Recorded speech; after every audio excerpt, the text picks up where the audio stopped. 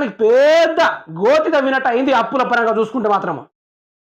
గీత రాష్ట్రాన్ని అభివృద్ధి చేసే పథకం మీద, ఫ్రీ బస్సు పెట్టే పథకం మీద, ఫ్రీ బస్సు ఎవరికి అవసరము? ఎవరికైనా అవసరమా ఫ్రీ బస్సు? ఏ పురాతన కాలం నుంచి బస్సు లేకుండా తిరగలేదా?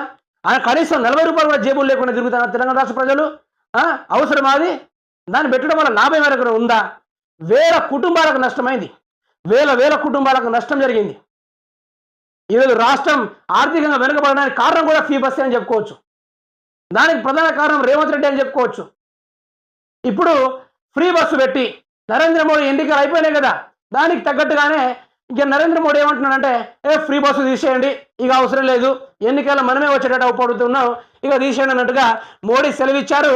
కేజ్రీవాల్ దానికి తగ్గట్టుగా మీరు హెలికాప్టర్లో తిరగొచ్చా సార్, మీరు హెలికాప్టర్లో తిరగొచ్చా అన్నట్టుగా ఆయన చెప్పడం జరిగింది. మెట్రోలో మహిళలు తగ్గారన్న మోడీ.